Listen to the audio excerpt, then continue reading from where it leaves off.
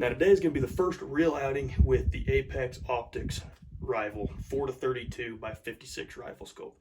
So last weekend I went and got just kind of a rough zero on the rifle scope. So what we're going to end up doing today is go through some tracking drills, which I'll walk you guys through here in a second. Then we'll also take it down range a little bit, just make sure everything's tracking, get my zero set, get everything ready for competitions coming up, get all my distances, make sure they're all dialed and correct, and make sure the scope's working the way it should be.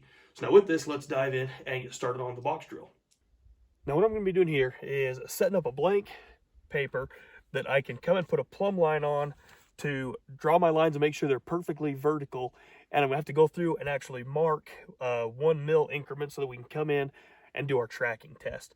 So unfortunately, I haven't really been able to find any good targets that have the mil measurements actually on the paper. So we'll have to come make sure it's lined up vertical with a plumb line. We'll have to come in and mark our different checkpoints. What we're gonna be doing, we'll probably go 5 mils up, probably about 4 or 5 mils over, back down, and then see if we go back to zero. So 1 mil is about 3.6 inches, so I got a set of calipers. So now let's just come and make our marks and we can get our box test set up.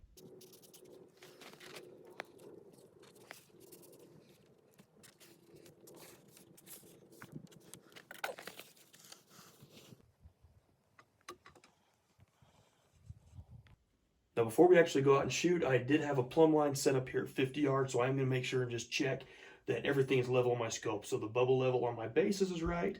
So I'm just going to check the level of my scope and make sure that it is actually level to the bubble, so I make sure I'm not getting any cant or any bad angular holds when I start taking it downrange.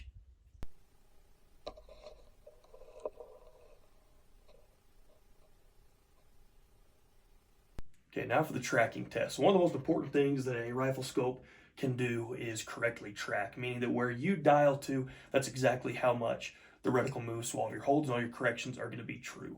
So a scope has to be able to do that correctly. So what I've got out there at 100 yards is a 3x5 mil square, and we'll just kind of go checking 1 mil adjustments up and down, left and right, and make sure everything comes back right to zero and make sure that that is all going exactly where we think it should be going. So first let's come down, make sure our focus and parallax is good. Okay, let's come down. Not too many. Okay, 1 mil. Right there, right on the 1 mil line. Let's come down one more.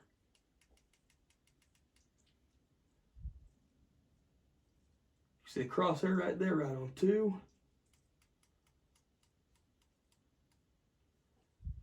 3,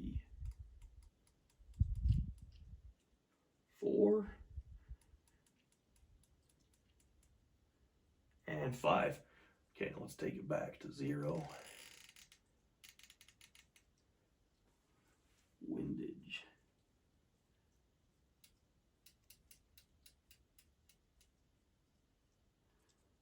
10, so 1 mil. 2, 3. Well, now for the tracking drill, everything should be set right back to 0. Like I said yesterday, or last week, I did come and do just a rough 0. Let's just double check a few rounds on the target to the right side of that and make sure everything is still where we think it is.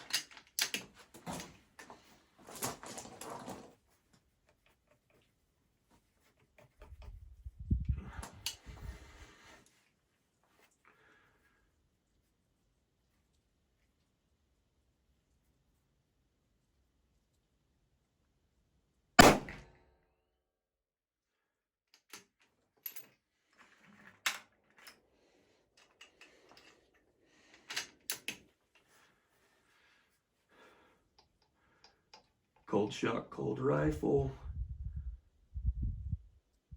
Low and to the right.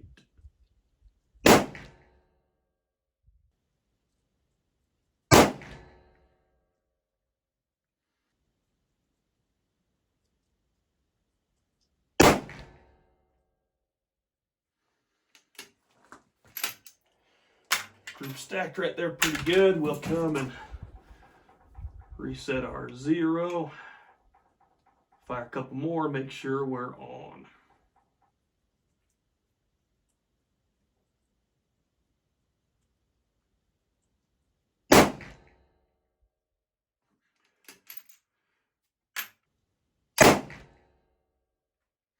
Right through the center.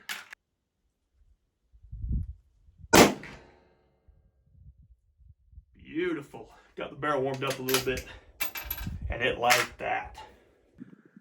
So this was the very first group out of the day. That was the first shot out of the gun. Then it came over, grouped about right here. Not terrible. Then we came and made our adjustments. Made sure our zero's good. Stacked them right on the black. Okay, now we've checked zero. The group's good. Rifle's level. Rifle's tracking good. Now let's come and start to try to stretch it out a little bit. So the first target I've got is at 600 yards.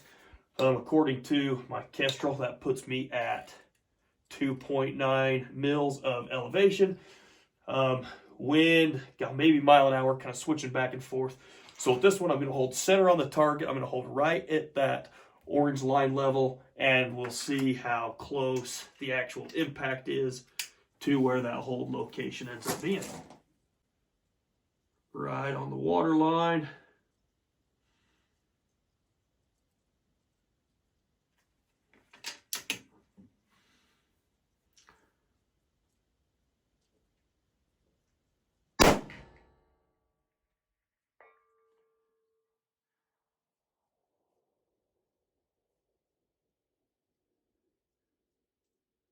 Was maybe 3/10 low. Let's send one more. Looks like we're getting a little bit of gust to the left now. Barely caught the edge, so we'll come up and hold the right edge of target.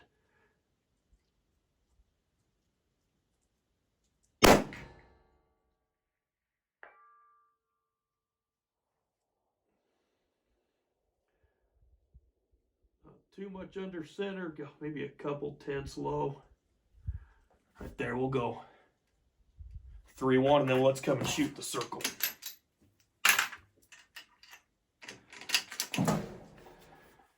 So the wind about died on that last one. Let's come hold not even 2/10.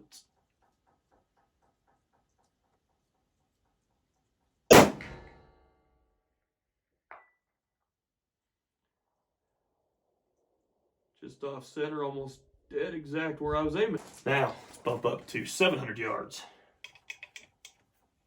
We'll do the same thing. Let's see wind. The flags out there's all but died. We'll hold center of target.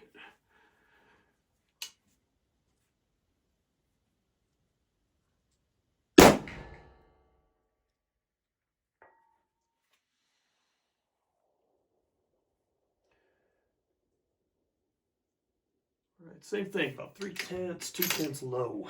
Let's do one more.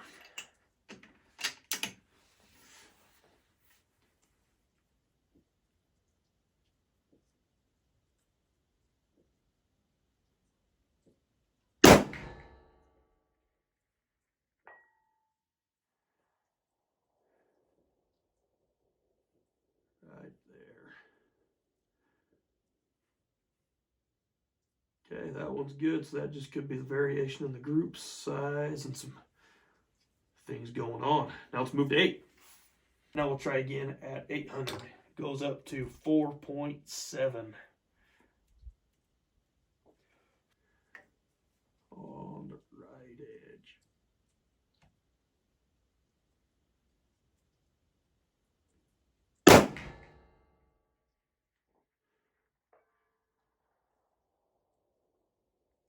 Okay, that was about on the water line. Not too bad. A little bit of wind, about 4/10. Coming over in the scope. Let's do one more. We'll hold 4/10 off center.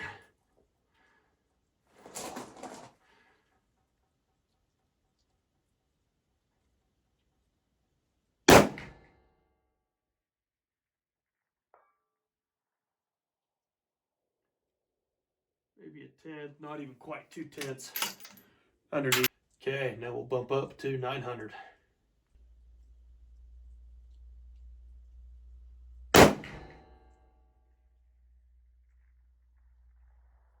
Okay, a little bit too much wind, and it was a little low. Let's do one more. Hold center.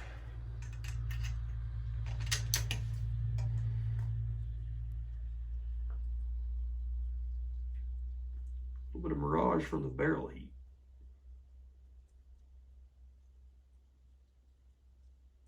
That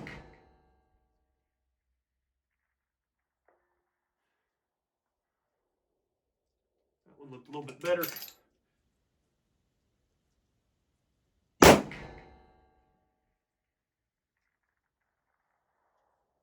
Elevation was good when switched back. It was barely off the right side, but elevation was good. Well, I apologize. I thought I had that camera set up correctly. I was using the wrong memory card. I had a memory card that wasn't strong enough to get the resolution on that camera, so it actually did not record those last few shots, but it should be good now that we can take it out to 1,000. So we can at least get on that one with that camera if you couldn't see it on this one that's mounted to my scope. 1,000 yards goes up to 6.8. See, I'm in a shoot house, so it's hard to feel the wind. Looks like there's a little bit, maybe left to right, plus about 0.2 of spin drift. So we'll come and hold about 0.3 off of center right there. Let's try that.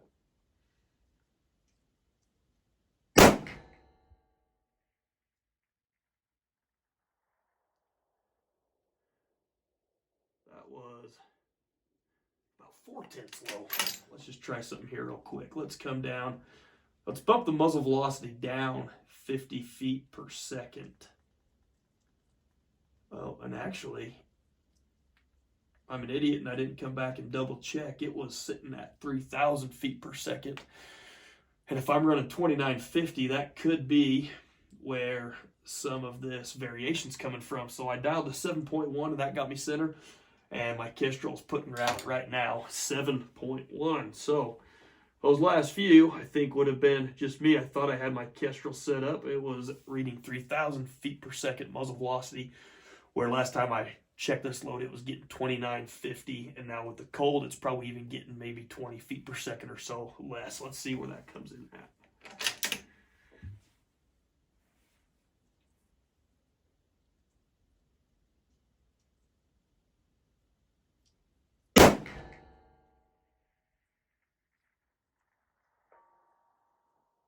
And that one was right where we wanted it. So, okay.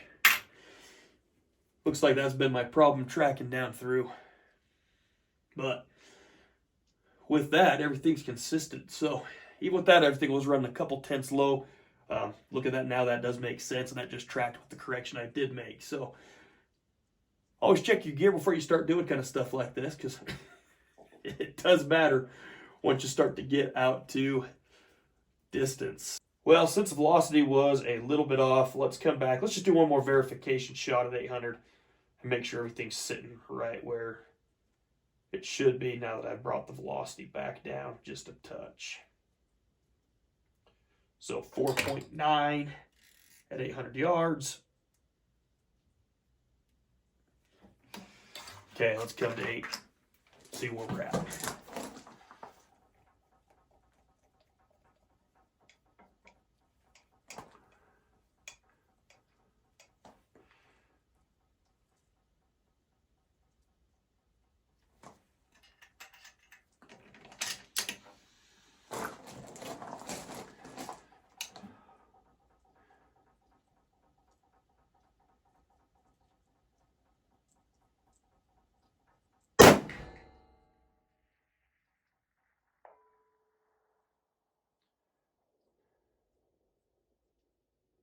Right in the center. Okay, looks like that was my issue. So now with that, I feel pretty good that this is now reset back up. So good at 1,000, good at 800. It was close on the way back, a couple tenths, but it looks like there was about a tenth variation with the muzzle velocity difference I had on there. So now looks like everything is set. Now with this being the first outing with this scope, I actually am a pretty big fan of it so far. I mean, the magnification adjustments are nice and smooth, as you can see going through there on the camera. I was running about 24 magnification on those shots. Running stages and matches, I usually back it off to about 20, but this does have the capability to come and go all the way up to 32 magnification, which is fantastic when you're trying to shoot groups and stuff like that at 100 yards or get really dialed in for some of those long range shots. That ability to go up to 32 is fantastic. With that, I never had to go more than 4 revolution, and honestly, I went to 7.1 at 1,000 yards. It's got 15 mils in 1 4 revolution, meaning really I could probably take this gun out to a mile and never even have to come back with 1 4 revolution. We saw the tracking seemed to be good. It did get redialed in. Those 3 shots I shot stacked on top of each other, all that seems good. Tracking was good. Turret clicks are nice and crisp, nice indentations. The reticle, I love the reticle. So on the bottom side of the horizontal stadia, each of those marks is 2/10, with the mark on top being a 1/2 tenth increment. So you've got plenty of adjustments in there, plenty of good reference points to take your measurements with, a lot of good options. So now one thing that I did not look at yet is actually going to be the illumination of the reticles. Now typically I don't run illuminations on my reticles. I don't know how well this is going to show up on the scope camera right here, so we'll see if it does. But it does have it if you want it. It lights up the main stadia, vertical, horizontal.